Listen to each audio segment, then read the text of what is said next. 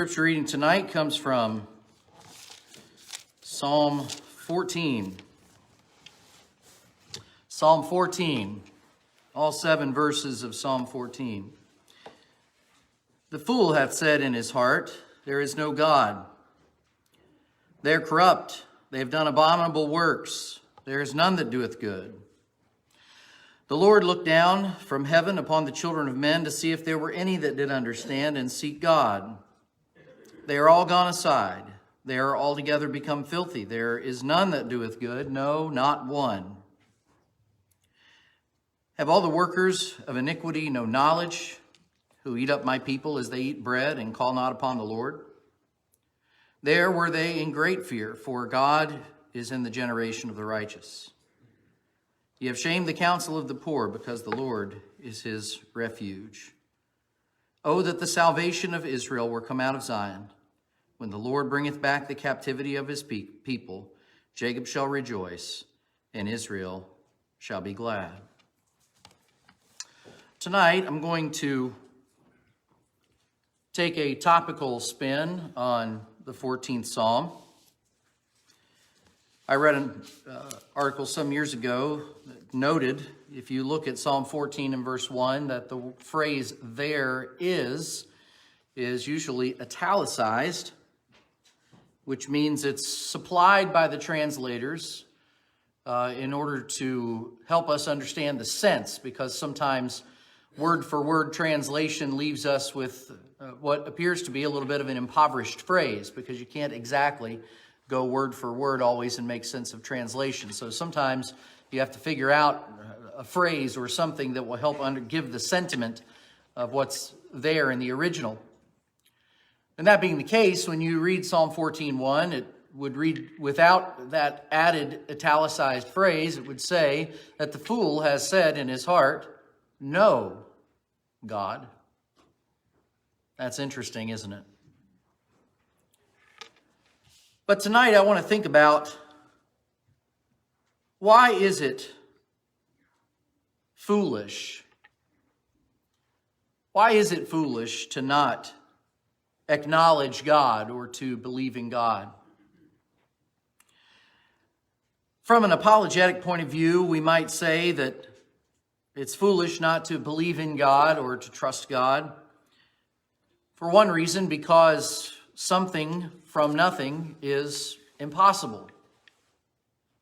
It's an impossibility as far as I understand the physics of our existence. We don't get something from nothing.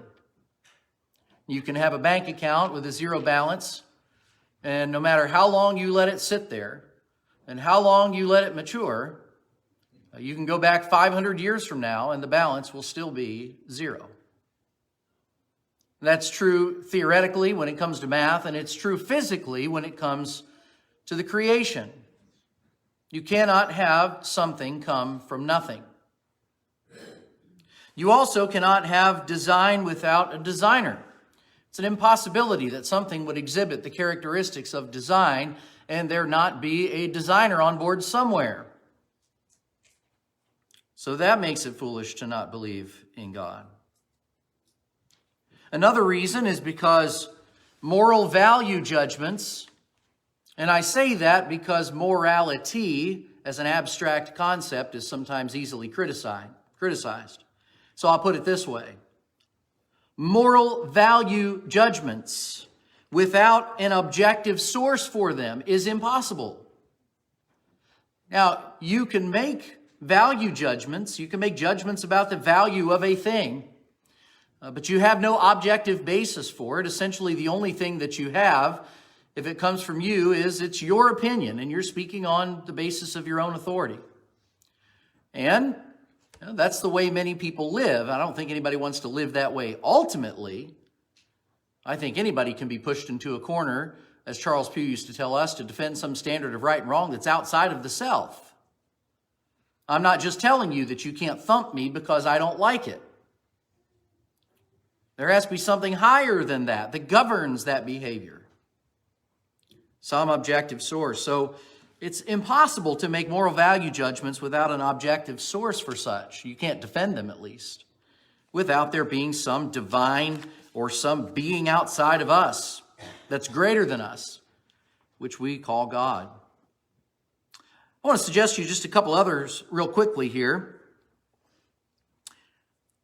One of the reasons I think it's foolish, another reason that I think it's foolish not to believe in God is because the character of Jesus without an actual person is impossible. I believe that Jesus, and I believe the Bible teaches this, I believe that Jesus is evidence for the existence of God. I don't believe that Jesus can exist without divine influence, without his being divine. I don't believe he could have been created. Now, that's anecdotal, I understand, and it's not my purpose today to give you all the lines of argument for it, but it's my personal belief that Jesus proves that God exists. I don't believe we can have a Jesus without God. And if that's the case, as I've said many, many times, I think we could just create a better one to disprove that theory. And as of now, it hasn't been done. And I believe, finally, the existence of the Bible without divine influence is impossible. And again, I could give the same argument for that among many other arguments, which is simply, if the Bible is not of divine origin, it wouldn't be all that hard to make one better. So if any of those things are not impossible, then Christianity isn't true. Christianity is based upon the idea that all these are impossibilities. It's impossible to get something from nothing. It's impossible to have something designed without a designer. It's impossible to make value judgments, at least make them stick and defend them, without there being some moral imperative that's higher than us. It's impossible for Jesus to be without there being a God. It's impossible for the Bible to exist without there being a God. Those are just a few lines of argumentation as to why I think it's foolish to not believe in God. But I'd like to consider with you tonight two other points. I'd like to consider with you why the fool may have said no to God. First, I suggest that the fool has said in his heart that there is no God, or that God is not consequential, perhaps we might say, because there is literally nowhere else that it makes sense. Why does the fool say in his heart no to God, or that there is no God? Because there's nowhere else that it makes sense. The fool has certainly not said upon reflection of the creation that there is no God, for some of the reasons that I just mentioned and many others. The fool has certainly not said by weighing all the evidence that there is no God. There are always those who say that there's simply no evidence for God at all. But that seems to me to be a completely unjustified claim. The accusation seems to me to be that there is no physical manifestation of the divine being, which is quite interesting because it's not as if the Bible ever claimed anything different. The Bible says from cover to cover, "No man shall see me and live." Jesus is, according to Colossians 1:15, the image of the invisible God. God cannot be seen. There's no fingerprint for God like the one that we leave maybe on our cell phone, or skin cells or hair fibers of God that are left on clothing. There is no DNA as we have DNA for God that might be tested in a lab. And so the assertion is that since God is not a physical entity and cannot leave any physical trace of his physical existence, then there simply is no evidence for God. But this is utter foolishness. It is nonsense. That's why the psalmist says that only a fool would say such a thing. Every word that I have used since I've been up here, and every word that I'm using right now, do they exist? If you say yes, they do exist, then where are they? Where are the words that I'm speaking right now? Are they sitting on the pew over here? Are they hanging from the ceiling? Are they driving by in a vehicle? The words exist, do they not? Is there any possibility that you could be wrong about that? That the words that I'm speaking right now don't actually exist? You can't see them. They have no DNA. They have no fingerprints, no hair to leave behind, nothing except for the experience that you have with them. Are they less real than the piece of paper that's in front of me right now or the microphone that I'm speaking into? And what about the thoughts that have preceded every word that I have said since I've been up here? Are they real? Are my thoughts real? Are your thoughts real? Are you sure that your thoughts are real? I understand we can go into some philosophic exercise here. But if we're speaking at a fundamental level, your thoughts are just as real as my thoughts, yet you've never seen your thoughts. There's no physical trace of your thoughts. They're just there, and you know that they exist. What color are they? What do words taste like? Can you melt my feelings under high enough heat? Is logic just a group of molecules that can expand and contract if you heat them up or freeze them? Can mathematics be burned to ashes? Can ethics or values be suspended in a test tube solution? Are any of those things real? All the skeptic is really saying when they say there's no evidence for God is that God isn't a physical being. Well, we knew that. That's not proof of anything other than what the Bible already claimed for itself and claimed for God. The Hebrews writer wrote in Hebrews 11 and verse 4, consistent with reality, of course, and I'm using, I forget which, I think this is the ESV, because of our faith, and our faith is trusting what God has revealed to us, because you and I weren't there at creation. Because of our faith, we know that the world was made at God's command. We also know that what can be seen was made out of what cannot be seen, or the things which are created are made of things which do not appear, the King James says. It's also been suggested that because of the magnitude of the claim that God exists, that there is a God, that there should be a corresponding magnitude of evidence. I believe it was the late Carl Sagan who once said, extraordinary claims require extraordinary evidence regarding the existence of God. Now, Sagan was more intellectually savvy than I am. I'll grant him that for sure. But after contemplating this statement of Sagan's for some time, I've come to the conclusion that he was wrong. He was suggesting that the existence of God is an extraordinary claim. Is it extraordinary? Is it an extraordinary claim to say that something non-material is real? It's not extraordinary. It's quite ordinary. Now, God would be different than ordinary so far as this world is concerned, but the claim that there is something rather than nothing, or that there is a divine being who is the first cause and mover of the universe, that's not unreasonable. Everything is an effect. I am an effect. You are an effect. Everything in this room is an effect. Nothing in this room, including you or I, has its reason for existence solely within its own self.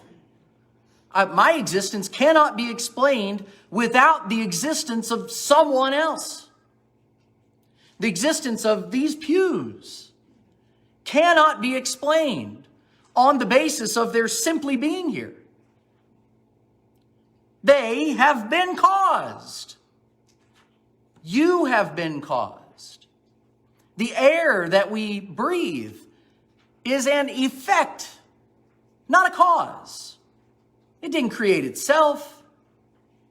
And it doesn't matter how far out you want to extrapolate the thought experiment, the atmosphere, the earth itself, the solar system, and anything that we know or think that we know about the cosmos, none of it has the reason for its own existence in and of itself. You might say, well, upon what basis would you make that claim? Well, I would make that claim upon the basis of the scientific community, the scientific evidence that is out there.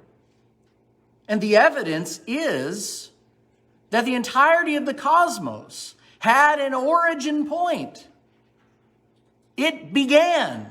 It was caused. Now, what the cause was will be highly debated among believer and unbeliever alike, of course. We will say there was a prime mover, as some of our forefathers used to say, that there was a creator who spoke and it was done, who commanded and it stood fast, Psalm 33. And God said, let there be, and there was, over and over in the book of Genesis. Or, as I think I've mentioned to you before, you can come to the conclusion that the authors of the book Who Built the Moon came to, when they realized that the moon is of such a composition and is of such a distance so as to be impossible to be anything other than created and set right where it is. It shouldn't be there. And so the conclusion of the authors, the first part of the conclusion is, well, it had to be created. It's the only conclusion you could possibly reach. But the question is, who or what created it? And their solution, and the only thing that I can imagine is because they wanted to get away from the conclusion being God, was alien time travelers created it and put it there. So, with the same, to the same point of creation of the whole cosmos, how did it get there? Well, the options are some being greater than ourselves. And by the way, I guess alien time travelers would be greater in some ways than us, so you at least got that. But if it's going to be that nonsensical, why wouldn't we just say there had to be a supreme being? So, it's not an extraordinary claim to say that there is a God. It's not extraordinary to say that there's a non-material being that created the material universe. It's not extraordinary to say that mind is superior to matter, that mind didn't evolve out of matter, which is one worldview, but rather that matter came into existence as a result of mind. That's not extraordinary. That's just reasonable. Of course, the existence of God requires evidence. It's not a matter of more or less evidence. It's a matter of the quality of evidence. And just one quality evidence can serve to demonstrate that something bears the mark of building or design or effect. To make an illustration of that point, there has never, and when I say never, I mean that in the most absolute sense of the term, there's never been a watch or a house or a candle or a telephone or a fishing pole or a rifle or a lamp or a vehicle or a pair of scissors. But what the human mind, upon only a moment of contemplation, recognized that it was designed by somebody. In fact, we hardly call it into question. We don't even think of it. It's under our breath. We don't even conceptualize it. We recognize that created things are just that. We realize that scissors don't make themselves. We understand that our automobiles didn't make themselves. We don't even have to think about it. We probably never think about it. It's obvious. On its face, it's obvious. Should it not be that much more obvious, our own existence? Our own created universe? And there's absolutely no good reason to look at the complexity of design in the universe or the human body, or right down to the wonderful communication device created for the imparting and sharing of information known as our DNA, that would suggest that creation is anything other than designed, and intelligently so. That doesn't require mountains of evidence. It just requires one good evidence. You don't need 800 watches to know that your watch was designed. You just need one. And if it was designed, it undoubtedly had a designer. So the argument that there's just not enough evidence for the existence of God is foolish. It's nonsensical. If one is going to say that there is no God, they're only going to be able to do so in their own mind. That's why I believe, at least in part, why the psalmist says, the fool has said, in his heart there is no God. You can't say something like that out loud and expect to be taken seriously. Reality doesn't teach that. Reality teaches us precisely what the Bible said in Hebrews chapter 3 and verse 4, that every house is built by some man. Now, if we accept that premise, it's not hard to go to the ultimate conclusion, which is he who built everything is God. That just reflects reality. That's the first point. The second point, the fool has said in his heart there is no God because, and this is only two possible reasons. There's plenty more, of course, but, I do have to quit at some point. The fool has said in his heart there's no God because it's advantageous to the way he wants to live. That's actually more to the point of the psalm, actually. If you pay attention to the psalm there for just a moment, the fool has said in his heart there is no God. And what's the next thing that he says? They're corrupt. They've done abominable things. In fact, there's nobody that does good. And out of that group, that includes everyone, by the way, there's none righteous, no, not one. This is quoted in Romans 3:10 to demonstrate that fact, isn't it? Jew and Gentile alike are all sinners. You and I are included in that. We know that we've done things that we ought not do, and we've not done things that we ought to have done. We've sinned, we've fallen short, we've missed the mark. There's not one of us for which that is not true. Not everybody comes to this conclusion that therefore there is no God, but some do. And it may not be entirely because of sin. Sometimes it might be in spite of that. But sometimes I think it is. Precisely because of sin. The Lord looks down from heaven upon the children of men in verse 2 to see whether any that understood or sought God.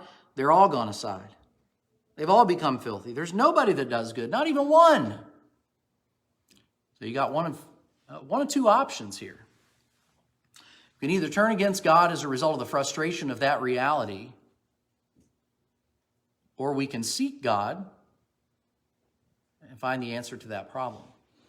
Those are the options. That's it. So this is more the idea of practical atheism.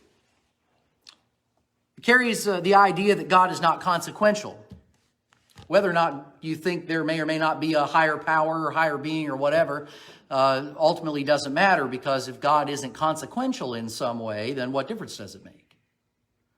So you can hold that idea that there's no God and nothing is consequential, or you can hold the idea that there is a God but nothing still is consequential because for whatever reason.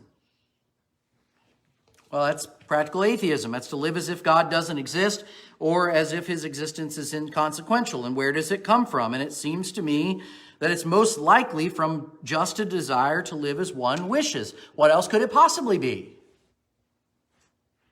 I mean, maybe there are alternatives here that I haven't thought of. Seems to me that's what the psalmist is pointing out. Barnes, in his commentary on Psalm 14, said, as a matter of fact, the belief that there's no God is commonly founded on the desire to lead a wicked life. Or the opinion that there's no God is embraced by those who in fact lead such a life with a desire to sustain themselves in their depravity and to avoid the fear of future retribution. A man who wishes to lead an upright life desires to find evidence that there's a God, and to such a man nothing would be more dark and distressing than anything which would compel him to doubt the fact of God's existence. It's only a wicked man who finds pleasure in an argument to prove there is no God, and the wish that there were no God springs up only in a bad heart. I don't think Barnes is wrong about that. That's important for us to note that the wicked person that Barnes is talking about, and the wicked person or the foolish person that the Bible talks about, even in this very passage, is not necessarily what you and I might label, sort of colloquially in our everyday language as wicked. A few years ago, there was a movie that came out that I thought had the most horrible title for a movie that was ever made. It was a movie about serial killer Ted Bundy. And the title of that movie was Extremely Wicked, Shockingly Evil, and Vile. I don't know, I just thought that was it got the point, there's no doubt. I just thought it was a dumb title. Well, I'm not going to say Ted Bundy wasn't all of those things, because indeed he surely was. But it seems to me that the title is representative of something. It's representative of something in human psychology. It's an attempt to draw a distinction, to put some kind of distance or separation between someone like Ted Bundy and ourselves. That's what I think. I mean, I'm not going to get lumped in with Ted Bundy. So, terribly wicked and shockingly vile. We got to say all that bad stuff and as many adjectives as possible because Ted Bundy is, way over there in a cage somewhere. I'm not, you can't number me with that. It's almost like overkill just to get that separation. And there's no doubt the guy was morally upside down and inside out. But a person doesn't have to be a serial killer to be evil according to the scriptures, to be wicked, to practice wickedness, to be vile. Now, the reason why we don't like that is because we don't appreciate the holiness of God from his vantage point. So it's hard for me to say I'm wicked because I associate wickedness with Ted Bundy. But when I sin, it's a wicked act from the reference of heaven. All one has to do is decide in their heart that the existence of God is inconsequential. That's wickedness. You can live a good life. I hear this stuff all the time. Person lived a good life and give you the shirt off their back. Every person that ever died that I did a funeral for was the greatest person that ever lived and would give you the shirt off their back. I'm not saying most of those people weren't like that. I'm just saying it's something we in the human psyche must do because we can't stand the idea that somewhere, someone might be rejected by God that actually lived a pretty decent life.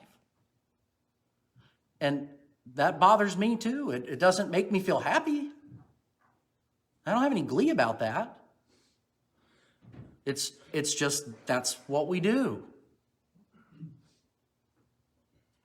Because nobody wants to think that they're going to rub shoulders with Ted Bundy in the afterlife or that their loved one is going to rub shoulders with Osama bin Laden in the afterlife. The fact is, some people who think they're pretty good people, or some people that we think are pretty good people, according to the Bible's frame of reference, God's frame of reference, are eternally going to rub shoulders with all the wrong people. And the people that they hated and thought were shockingly wicked and vile in this life. Man, that's tough. It's true, but it's tough. But a person who lives as if God doesn't exist is experiencing the same heart disease as Ted Bundy, just on a different scale. I'm reminded of Saul. You remember Saul of Tarsus, don't you? Talk about an interesting case study for a variety of reasons. But here is a person who thought he must do many things contrary to the name of Jesus, Acts 26. Breathed out threatenings and slaughter against the saints of God, Acts chapter 8. Who traveled far and wide, Acts 9:22 and 26, to commit God's people to prison. And then he held the coats of those that put them to death, really with righteous indignation. And in Acts 23, he said, I did it all in good conscience. And if that statement doesn't put the fear of God in you, nothing will. You imagine a person could act in such a reprobate way? A religious person could act in such a way and think they were right and thinking they were doing God's service? It's astonishing. Now, who do we think we are? When the psalmist talks about the fool and his wickedness, he's not talking about those, not just talking about those who are actively out there pursuing wickedness because they're psychopathic, who are angrily throwing their fist up in the face of God. What was the name of the lady, Glenn? Mary Baker Eddy, wasn't it? That shook her fist famously in the face of God or whatever, isn't that who it was? I don't know. But anyway. The psalmist is talking about everybody who at some point or another finds it more convenient to forget God than to remember him. And I think the only reason a person does that is because they know their deeds have been evil and the righteousness of God is horrifying. Peter Hitchens is the brother of the late and notorious famed atheist Christopher Hitchens. who, as far as I know, went to his grave hating God with purple passion. But his brother Peter, who was raised like him in some European Christian tradition, wrote a book some years back entitled The Rage Against God, How Atheism Led Me to Faith. Interesting, he and Hitchens ended up on opposite ends of the spectrum on this one. In one of the chapters, he chronicles how, just like his brother, he left his faith in his younger years and embraced secularism and all kinds of things that went with it for many years of his life, and pretty much the first 30 years or so of his life. But all the while, he became more and more nagged by the constant failures of humanity to achieve real justice and real righteousness in the world. And then he realized that, well, I left my faith because I thought it was bankrupt, and now I followed all of these secular pursuits, and now I've found out they're bankrupt too. A pretty desperate situation. Well, that's what happens. The world's a desperate place. The world is a dead end. There's no doubt about that. The world is just going through the cycle. The world is like the washing machine of bad ideas. And it just keeps rolling and rolling and rolling. And it looks exciting, and everybody wants to jump on and take it for a ride. When you find out when you get there that everything that's been promised is a big nothing. Well, if you've given up on God, and now you've tried the whirlpool of the world out, and you realize that it stinks too, what do? Well, some people kill themselves, frankly. And some people slowly kill themselves for the rest of their lives. But he had an experience. I want to share it with you. It's a bit of a passage. He remembers the moment in his life when he realized he could no longer pretend that God was inconsequential. And I'd like to share it with you. Everyone I knew then seemed to have the same view. I do not think I had a daily contact with any religious person, apart from the secretary on my first small town paper. He was a journalist for about 20 years.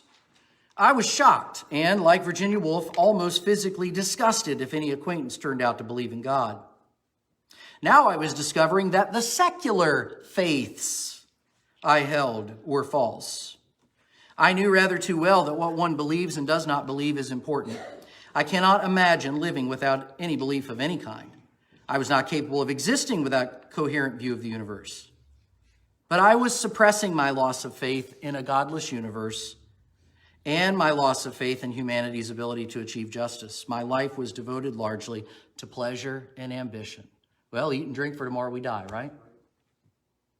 But what were those pleasures? And this is important. I'd really like to just read the illustration at the end, but you got to get this part to get it. 2 of the arts. These were his pleasures. Architecture and music move me more than any others, not because I know a great deal about them, but because I can feel their influence upon me, almost as if they are speaking to me. I'm particularly fond of Philip Larkin's line about the trees are coming into leaf, like something almost being said. Because this feeling that something is almost but not quite being said seizes me when I encounter certain passages of music and certain buildings. In my 30s, I found that what was almost being said seemed to be the thing I had sought to avoid so hard a few years earlier, but I still did not know what it was. I no longer avoided churches. I recognized in the great English cathedrals and in many small parish churches the old unsettling messages. One was the inevitability and certainty of my own death. The other, the undoubted fact that my despised forebears were neither crude nor ignorant, but men and women of great skill and engineering genius. A genius not contradicted or blocked by faith, but enhanced by it. He writes about staying with his wife at a hotel in France, a town he had gone to mainly in search of fine food and wines of Burgundy. Well, we were educated travelers, he writes, and strayed, guidebook in hand, into the ancient hospital. And there, worth the journey according to the Green Michelin Guide, was van der Weyden's 15th century polyptych, The Last Judgment. I scoffed. Another religious painting? Couldn't these people think of anything else to depict? Still scoffing, I peered at the naked figures fleeing toward the pit of hell. Out of my usual, faintly morbid interest in the alleged terrors of damnation. But this time I gaped, my mouth actually hanging open. These people did not appear remote or from the ancient past. They were my own generation. Because they were naked, they were not imprisoned in their own age or time-bound fashions. On the contrary, their hair and, in an odd way, the set of their faces were entirely in the style of my own time. They were me and the people I knew. One of them, and I've always wondered how the painter thought of it, is actually vomiting with shock and fear at the sound of the last trump. I didn't have a religious experience. Nothing mystical or inexplicable took place. No trance, no swoon, no vision, no voices, no blaze of light. But I had a sudden strong sense of religion being a thing of the present day. Not imprisoned under thick layers of time. A large catalog of misdeeds, ranging from the embarrassing to the appalling, replayed themselves rapidly in my head. I had absolutely no doubt that I was among the damned, if there were any damned. And what if there were? How did I know there were not? I did not know. I could not know. Van der Weyden was still earning his fee nearly 500 years after his death. I had simply no idea that an adult could be frightened in broad daylight and after a good lunch by such things. I went away chastened, and the effect has not worn off in nearly 3 decades. I've been back to look at the painting since then, and it remains a great and powerful work. But it cannot do the same thing to me twice. I'm no longer shocked by the realization that I may be judged, because it has ever after been obvious to me. And once again, I have concluded that embarrassment was much the lesser of the 2 evils I faced.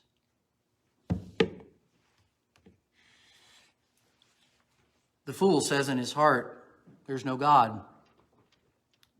They are corrupt. They do abominable deeds. There's no one who does good. The Lord looks down from heaven on the children of man to see if there are any who understand, who seek after God. They've all turned aside. Together they have become corrupt. There's no one who does good, not even one. Have they no knowledge? All the evildoers who eat up my people as they eat bread and do not call upon the Lord. There they are in great terror, for God is with the generation of the righteousness. Well, one thing we don't want to say is no to God, and there's not one good reason to do it. There's every good reason to say yes to God, and every good reason to say yes to his Son. Surely we don't want to be those characters that are depicted in that painting that began the change of Hitchin's life from an unbeliever, a staunch unbeliever, to some variety of believer, I don't know what. But the thing that's often missed in all of this, and I think it's a distortion that's created by sin, is the goodness of God. Is just how good God is. God knows that all of those things are true. God knows that we're selfish. God knows that we're going to choose our own way. All we like sheep, Isaiah said, have gone astray. God knows this. God knows that we're rebellious or inclined to that. But he loves us and he paid the price for us so that we don't have to suffer the consequences of that. That sounds like a pretty good deal to me. If there's anyone here tonight that's not a Christian, it would be folly, as God defines it, and maybe by any other definition, to reject his Son. And if tonight you need to obey the gospel, we would encourage you to confess your faith in Jesus and repent of your sins. Put him on in baptism tonight. Go on your way rejoicing. Or maybe there's someone here, a child of God, who needs to make things right once again with the Lord. We would encourage you to do that. If we can help you in any way, won't you let us know as we stand and sing? Almost persuaded now to